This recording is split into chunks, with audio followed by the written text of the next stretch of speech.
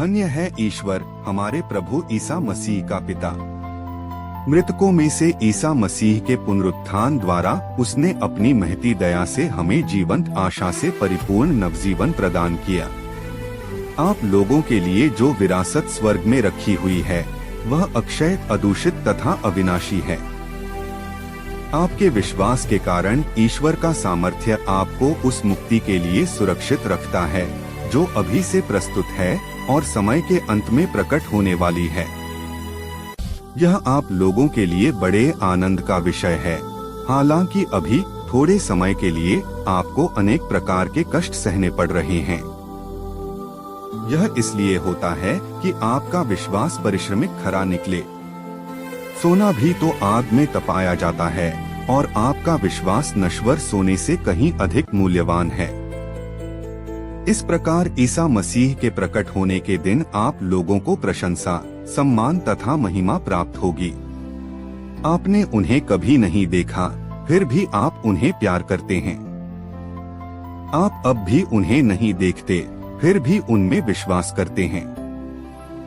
जब आप अपने विश्वास का प्रतिफल अर्थात अपनी आत्मा की मुक्ति प्राप्त करेंगे तो एक अकथनीय तथा दिव्य उल्लास से आनंदित हो उठेंगे। सुसमाचार। संत मार्कुस का सुसमाचार 10:17 से 27। ईसा किसी दिन प्रस्थान कर ही रहे थे कि एक व्यक्ति दौड़ता हुआ आया और उनके सामने घुटने टेककर उसने यह पूछा, भले गुरु, अनंत जीवन प्राप्त करने के लिए मुझे क्या करना चाहिए? ईसा ने उससे कहा, मुझे भला क्यों कहते हो? ईश्वर को छोड़ कोई भला नहीं। तुम आज्ञाओं को जानते हो, हत्या मत करो, व्यभिचार मत करो, चोरी मत करो, झूठी गवाही मत दो, किसी को मत ठगो, अपने माता पिता का आदर करो।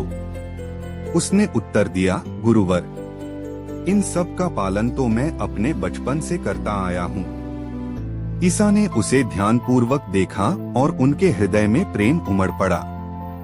उन्होंने उससे कहा, तुम में एक बात की कमी है। जाओ, अपना सब कुछ बेचकर गरीबों को दे दो और स्वर्ग में तुम्हारे लिए पूंजी रखी रहेगी। तब आकर मेरा अनुसरण करो। यह सुनकर उसका चेहरा उतर गया और वह बहुत उदास होकर चला गया, क्योंकि वह बहुत धनी था। ईसा ने चारों ओर दृष्टि दौड़ाई और अपने शिष्यों से कहा, धनियों के लिए ईश्वर के राज्य में प्रवेश करना कितना कठिन होगा। शिष्य यह बात सुनकर चकित रह गए। ईसा ने उनसे फिर कहा, बच्चों, ईश्वर के राज्य में प्रवेश करना कितना कठिन है। सुई के नाके से होकर ऊंट निकलना अधिक सहज है, किंतु धनी का ईश्वर के राज्य में प्रवेश करना कठिन है।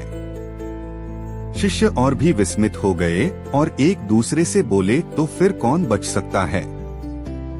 उन्हें स्थिर दृष्टि से देखते हुए ईसा ने कहा, मनुष्यों के लिए तो यह असंभव है, ईश्वर के लिए नहीं, क्योंकि ईश्वर के लिए सब कुछ संभव है।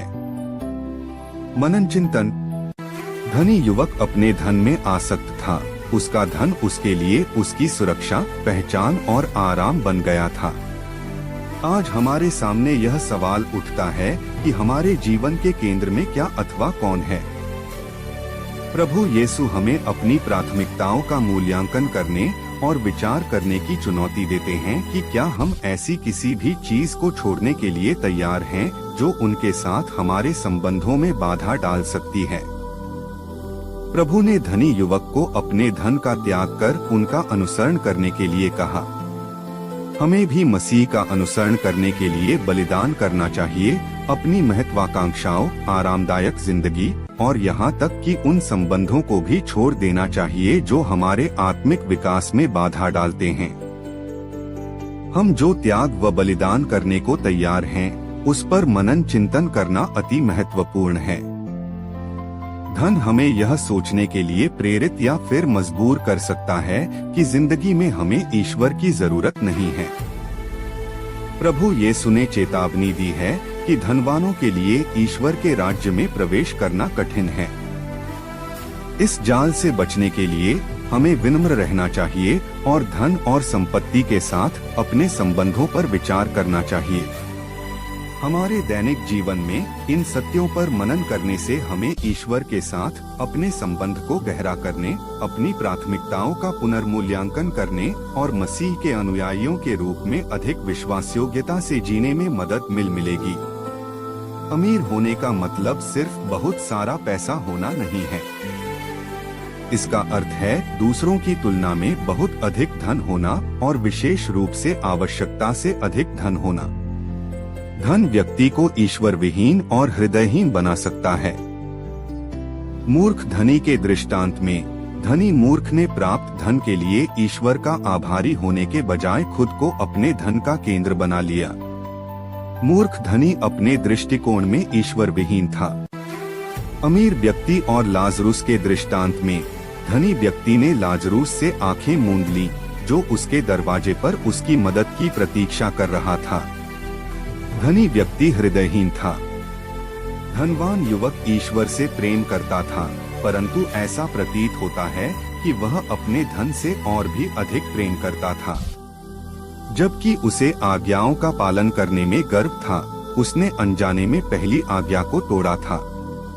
वह ईश्वर में केंद्रित नहीं था। जाहिर है उसके जीवन में एक और ईश्वर था।